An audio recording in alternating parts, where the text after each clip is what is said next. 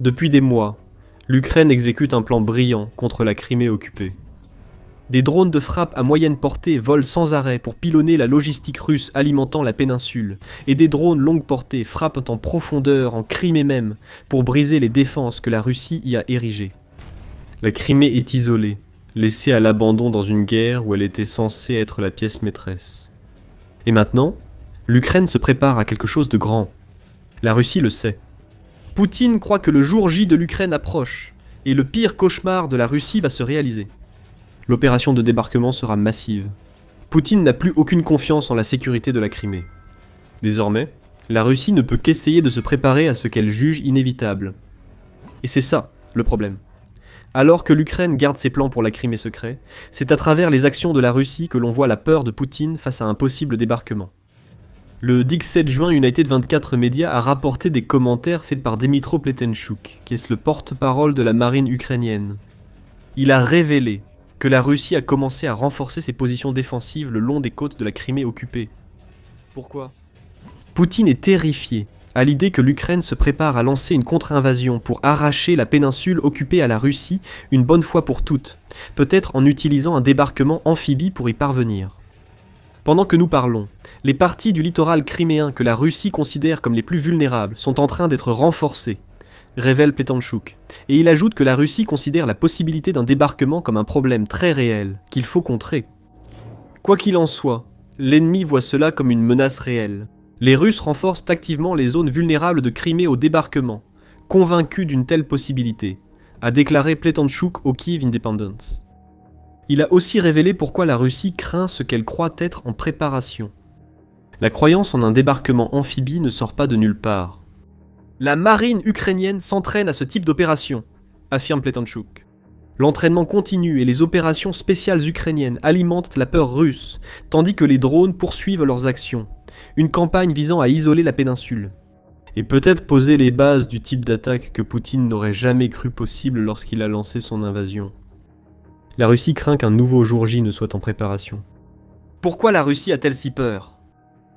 Outre la formation ukrainienne évoquée, ce que la Russie a été forcée d'observer ces derniers mois amène son haut commandement à penser que quelque chose de massif se dirige vers la Crimée. La péninsule est en train d'être transformée en île, alors que l'Ukraine mène une opération ininterrompue pour isoler la Crimée de toutes les artères logistiques qui permettent à la Russie de l'approvisionner en soldats et en matériel militaire. Le ministre ukrainien de la Défense, Mikhailo Fedorov, affirme que sa campagne visant à séparer la Crimée des territoires occupés en Ukraine et du pont de Kertch, qui relie la péninsule à la Russie, se déroule exactement comme prévu par l'Ukraine. Cette isolation transformera en île la péninsule que Poutine a volée à l'Ukraine en 2014 et cela pourrait entraîner des conséquences très inattendues pour les Russes, rapporte Euromaidan Press, citant Fedorov lors d'une interview avec la chaîne ukrainienne Pressing. Aussi flou que soit le propos du ministre ukrainien de la Défense, c'est un avertissement à la Russie. Cet avertissement annonce-t-il une attaque amphibie imminente ? Il est difficile de le dire, mais nous savons que l'Ukraine prépare le terrain pour rendre possible une telle attaque. Depuis quelques semaines, la nouvelle génération de drones de frappe de portée intermédiaire de l'Ukraine sème le chaos dans le réseau logistique qui soutient la Crimée. Beterov révèle que le ministère ukrainien de la Défense a préparé cette campagne d'isolement en commandant 300% de drones de frappe intermédiaire en plus pendant les 4 premiers mois de 2026, qu'il ne l'avait fait durant toute l'année 2025. Le président ukrainien Volodymyr Zelensky affirme que le chiffre est encore plus élevé, évoquant une hausse de 500%. Quoi qu'il en soit, en mai et juin, la hausse massive des drones de frappe intermédiaire a porté ses fruits contre la Crimée. Depuis la fin du mois de mai, l'Ukraine a transformé l'autoroute clé RR 280, qui relie la Russie, le sud de l'Ukraine et la Crimée, en un véritable enfer.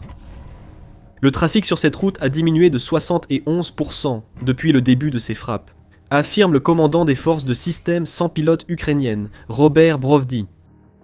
La RR 280 devenant progressivement inutile pour la Russie, l'Ukraine attaque désormais des ponts menant à la péninsule dans tous les territoires occupés. Une frappe du 9 juin a entraîné la suspension totale du trafic sur ce pont, obligeant à des déviations vers des itinéraires alternatifs passant par Armiansk et Perakop. Plusieurs frappes ont été enregistrées sur le pont qui relie Hanichesk et la flèche d'Arabat, également à Kherson, ainsi que des frappes à Armiansk, visant à couper l'une des routes alternatives que la Russie a tenté de créer. L'une de ces frappes, menée avant le 11 juin, a permis à l'Ukraine de détruire 50 camions de ravitaillement et citernes de carburant que la Russie tentait d'envoyer par Armiansk vers la Crimée. Et c'est bien là l'objectif. Couper toutes ces routes empêche le carburant, la nourriture, les fournitures et les soldats d'entrer en Crimée. Rien de tout cela n'est dû au hasard. Cela fait partie d'une campagne très coordonnée visant à couper la Crimée des territoires, permettant à la Russie de rester sur la péninsule. Selon United, 24 médias, les frappes ukrainiennes perturbent constamment les lignes d'approvisionnement russes en Crimée, dans une campagne visant à affamer les Russes présents sur la péninsule. Mais si cela allait plus loin, et si l'Ukraine préparait un débarquement amphibie, comme le redoute la Russie, au lieu de seulement isoler, cela expliquerait les défenses, mais la question demeure, comment l'Ukraine réussirait-elle une telle opération ? Nous allons bientôt détailler les commentaires de Pletonchuk et les plans possibles de l'Ukraine. Avant tout, ceci est un rappel, vous regardez The Military Show. Si vous aimez cette vidéo, abonnez-vous pour plus de contenu sur notre chaîne, donc un débarquement amphibie. Que se passerait-il si l'Ukraine tentait son propre débarquement du jour J en Crimée ? Nous n'avons vu que de faibles indices sur les plans passés de l'Ukraine. En août 2023, les forces ukrainiennes ont mené ce qu'elles ont appelé une opération spéciale sur la péninsule de Crimée. Cette opération impliquait le renseignement militaire ukrainien, qui a débarqué un petit contingent de forces en Crimée, utilisant des embarcations qui ont accosté près des localités de Miak et Olenivka. Lors de cette opération, des soldats ukrainiens se sont engagés dans des combats, causant au moins 30 pertes russes et endommageant 4 vedettes rapides russes avant que les agents ne quittent la péninsule. À l'époque, l'opération était significative, car elle démontrait que l'Ukraine était capable de débarquer des soldats en Crimée. Aujourd'hui, cela pourrait servir de modèle, bien que ce fût une opération très limitée. Cela prouve que l'Ukraine peut infiltrer des soldats en Crimée, infliger des pertes, puis se retirer. Le plan prévoit l'envoi progressif de soldats pour infiltrer, une stratégie possible. Mais les forces russes en Crimée submergeraient sûrement ces groupes s'ils restaient trop longtemps. La péninsule de Crimée fait environ 26 500 km², ce qui représente une superficie assez vaste à couvrir. C'est plus de 5 fois et demi les 4 700 km² de l'Ukraine, que selon la BBC, la Russie a volé à l'Ukraine, en 2025 par exemple. Il est aussi difficile d'estimer le nombre de soldats russes en Crimée, les derniers chiffres datant d'avant l'invasion de Poutine. En juillet 2020, UKR Inform rapportait que la Russie comptait 32 500 soldats sur la péninsule, dont 11 500 constituaient une force terrestre. Le nombre peut être plus élevé ou plus bas aujourd'hui, la Crimée jouant un rôle clé dans l'acheminement de troupes vers l'Ukraine occupée. Cela fait beaucoup de soldats face à de petits groupes arrivant par la mer. Un débarquement plus important est nécessaire pour libérer totalement la Crimée de la Russie. Cela ne veut pas dire que l'Ukraine n'utiliserait pas de petits groupes d'opérations spéciales comme en 2023. Ces groupes pourraient être déployés sur la côte criméenne pour détruire les défenses et ériger des fortifications pour préparer l'arrivée de forces plus importantes. Mais ils ne pourraient pas prendre seuls la Crimée, comme le souligne Pletonchuk. Il affirme qu'un débarquement de type jour J en Crimée devrait s'inscrire dans une offensive plus large et complexe, visant aussi la libération de grandes zones du sud occupées, reliées à la Crimée. Nous avons évoqué plusieurs fois le jour J, car Pletonchuk a lui-même comparé cela à un débarquement amphibie en Crimée. Peut-être devrions-nous regarder le jour J pour voir ce que l'Ukraine devrait faire pour rendre un tel débarquement possible. Plus précisément, Pletonchuk évoque l'assaut de la plage d'Omaha et l'utilise comme exemple des types de défense auxquels l'Ukraine serait confrontée. Les mines dans l'eau et sur la côte, que l'Ukraine utiliserait pour un débarquement, ainsi que les défenses terrestres comme les barbelés et tranchées, devraient être contournées.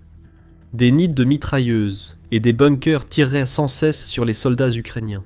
De plus, si l'Ukraine attaque depuis la mer, il est peu probable qu'elle dispose de beaucoup de défenses aériennes, ce qui permettrait aux forces russes d'apporter un soutien aérien. En restant sur Omaha Beach, le Musée national de la Seconde Guerre mondiale indique qu'environ 160 000 soldats alliés ont participé au débarquement du jour J, et que 34 000 Américains ont débarqué à Omaha. L'ensemble de l'opération a coûté aux Alliés plus de 10 300 pertes, dont 2 400 rien qu'à Omaha Beach. Mais voici un détail vraiment important. Les Alliés ont utilisé 7 000 navires, dont environ 4 000 péniches de débarquement lors du débarquement du jour J, ainsi que 12 000 avions pour assurer le soutien. Si l'assaut de la Crimée est censé ressembler à cela, alors l'Ukraine a un problème. L'Ukraine n'a pratiquement pas de marine digne de ce nom. Global Firepower, qui classe 145 armées dans le monde à l'aide d'un indice spécial évaluant tout, de la main-d'œuvre aux ressources disponibles, l'affirme. La marine ukrainienne se compose de 169 navires, dont la grande majorité sont des patrouilleurs. La même source indique que l'Ukraine dispose de 347 appareils aériens, donc le niveau de soutien aérien observé lors du jour J ne serait pas disponible pour l'Ukraine si elle lançait une invasion amphibie contre la Crimée occupée. Donc, l'idée est abandonnée, n'est-ce pas ? Pas forcément. 2026 est bien loin de 1944, et cela signifie que l'Ukraine a des opportunités de mener ses tentatives de débarquement d'une manière très différente de ce que nous avons vu à Omaha Beach. Avant toute chose, l'Ukraine doit effectivement mettre des troupes au sol. Pletanchuk lui-même le dit en soulignant qu'il est impossible de libérer la Crimée sans y envoyer des soldats et les y maintenir. Cependant, ce qu'il faut savoir à propos du jour J, c'est qu'il s'agissait du plus grand débarquement amphibie jamais conçu, ce qui signifie que cela ne se limitait pas à Omaha Beach. Les Alliés ont pris d'assaut 5 plages différentes alors qu'ils cherchaient à établir une ligne continue depuis la mer jusqu'à l'intérieur de la France. L'Ukraine n'a pas à faire cela, et veut aussi reprendre une péninsule bien plus petite que la France. Cela joue en faveur de l'Ukraine. Si les anciens rapports concernant la présence d'environ 32 000 à 32 500 soldats russes stationnés en Crimée se confirment, c'est un autre avantage pour l'Ukraine. Cela signifie que l'Ukraine n'a pas besoin de mobiliser une force aussi massive que celle qui a été nécessaire pour le jour J. De plus, la stratégie de l'Ukraine visant à isoler la Crimée signifie que les soldats stationnés là-bas sont coupés de leurs approvisionnements et que la Russie aura du mal à envoyer des renforts dans la péninsule si l'Ukraine lance une attaque. Cependant, la plus grande arme dont dispose l'Ukraine pour ce type de débarquement est celle qui ne nécessite pas du tout la présence de soldats pour être utilisée. Les drones, ils changent la donne. Le soutien aérien du jour J en Ukraine pourrait venir de milliers de drones plutôt que d'avions. Imaginez des vagues continues de drones de frappe intermédiaire frappant des bunkers et des postes de mitrailleuses. Des drones missiles Flamingo hybrides s'écrasent sur les défenses. Tout cela devant les soldats ukrainiens qui débarquent des tentes d'avancée. L'Ukraine pourrait coordonner plusieurs vagues de drones avant un débarquement, brisant les défenses russes comme avant l'arrivée des soldats sur les plages. L'Ukraine a aussi les drones pour le faire. Selon le New York Times, l'Ukraine est désormais capable de lancer environ 5000 drones de moyenne et longue portée par mois. Concentrer cette puissance de feu sur les défenses russes en Crimée pourrait fortement soutenir un débarquement. Concernant un débarquement amphibie, l'Ukraine ne dispose pas du nombre de navires nécessaires pour envisager une opération type Omaha Beach. L'Ukraine dispose de drones maritimes, qui pourraient jouer un rôle clé en lançant des attaques kamikazes contre tout navire de guerre russe tentant de stopper l'assaut ukrainien. Ils pourraient même fonctionner de manière similaire pour neutraliser les mines navales russes, ouvrant ainsi des passages pour que les rares patrouilleurs et navires de débarquement ukrainiens puissent amener des troupes sur les plages de Crimée. L'Ukraine développe encore cette technologie. Le drone sous-marin Tolokaz a été développé en Ukraine, et pourrait soit servir à éliminer les mines russes, soit guider les drones kamikazes dans la bonne direction. L'Ukraine a également développé un drone appelé Trident de la mer, qui transporte une ogive de 1000 kg capable de couler de grands navires ou de détruire des infrastructures côtières, rapporte RBC Ukraine. Ce que nous voyons ici, c'est que la version ukrainienne du jour J serait très différente de ce qui s'est passé en 1944. L'Ukraine pourrait préparer le débarquement de ses soldats en utilisant des drones pour détruire les défenses côtières russes avant leur arrivée sur les plages, mais les drones ne peuvent pas tout faire. Cependant, plus ils détruisent, surtout si la Crimée est isolée, plus la défense russe sera affaiblie face à un débarquement, qui ne pourra toutefois égaler celui d'Omaha Beach. En utilisant des drones, les petits débarquements observés en 2023 pourraient permettre à l'Ukraine de percer plus profondément en Crimée. Cependant, c'est une vision optimiste de la manière dont l'Ukraine lancerait une attaque amphibie contre la Crimée. C'est une opération qui sera pleine de défis et qu'on ne peut pas ignorer. RAND souligne que la Crimée possède environ 750 km de littoral que la Russie peut fortifier. Cette vaste côte permet à l'Ukraine d'acheminer des soldats, mais il reste difficile de la défendre avec peu de navires de débarquement et de puissance aérienne. Il est probable que l'Ukraine tenterait de combiner une attaque amphibie avec une attaque terrestre, mais cette approche comporte également de nombreux risques. Rand souligne que la Crimée est reliée à l'Ukraine continentale par une seule bande de terre de quelques kilomètres de large, qui sera probablement très bien fortifiée par la Russie. L'Ukraine pourrait envisager une attaque sur 2 fronts, surtout si elle poursuit l'isolement de la Crimée. Oui, cette approche serait néfaste. L'Ukraine risquerait de perdre des milliers de soldats. Si la Russie ne ravitaille, ni n'envoie de renforts en Crimée, la guerre d'usure pourrait être gagnée par l'Ukraine. Avec l'Ukraine, qui pourrait produire jusqu'à 7 millions de drones par an, d'ici 2026, la stratégie axée sur les drones évoquée pour la côte criméenne pourrait aussi s'appliquer à la bande de terre que les troupes ukrainiennes devraient traverser pour entrer en Crimée. L'Ukraine paraît aussi sur le point de repousser la Russie hors de la flèche de Kimbourne, une étroite bande de terre de l'oblast de Mykolaïv, avançant dans la mer Noire à l'ouest de la Crimée. Une fois emparée de cette flèche, la Russie s'en est servie pour lancer des drones vers l'Ukraine. Reprendre la flèche de Kimbourne permettrait à l'Ukraine de viser la Crimée et d'affaiblir encore les défenses russes isolées. Il n'en demeure pas moins qu'un fait simple est indéniable. Un assaut amphibie ou un assaut combiné amphibie et terrestre contre la Crimée mettra des milliers de soldats ukrainiens sous le feu russe.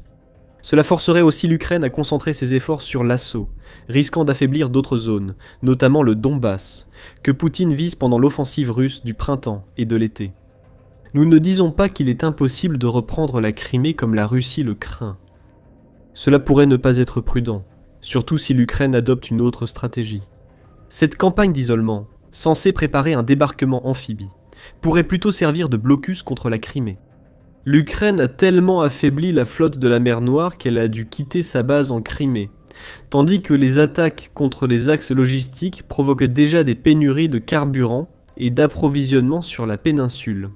L'Ukraine a déjà transformé la Crimée en île, comme le prétend Fyodorov, et c'est une île entourée par la guerre. La meilleure stratégie serait peut-être de poursuivre ses frappes à distance sur la Crimée et ses environs, afin de rendre la vie si difficile aux occupants russes qu'ils voudront partir.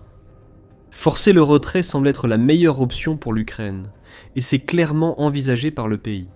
Il doit y avoir une raison pour laquelle l'Ukraine n'a pas détruit le pont de Kertch reliant la Crimée à la Russie, probablement pour permettre aux soldats et civils russes de fuir la Crimée. Quelle que soit l'approche de l'Ukraine, la Russie est inquiète. Elle ne renforcerait pas ses défenses côtières si elle ne pensait pas qu'un assaut amphibie était au moins possible. Mais pour l'Ukraine, un tel assaut reste risqué, même si les drones peuvent atténuer ces risques. Peut-être suffit-il d'attendre l'épuisement de la Russie, d'isoler la Crimée, de rendre sa défense impossible, puis de lancer un débarquement ressemblant plus à une armée victorieuse réclamant son dû qu'au jour J. Seul le temps dira ce que fera l'Ukraine. L'Ukraine continuera à entretenir l'incertitude et la panique russe en Crimée. La flèche de Kimbourne pourrait être la clé pour reprendre la Crimée. Nous avons déjà indiqué que les forces russes quittent cette zone, et nous avons approfondi ce qui s'y passe et pourquoi dans une autre vidéo. La retraite est chaotique, avec d'importantes conséquences. Découvrez-en plus sur ces sujets dans notre couverture. Si vous avez aimé cette vidéo, abonnez-vous pour recevoir chaque jour The Military Show et nos analyses. Merci de nous regarder.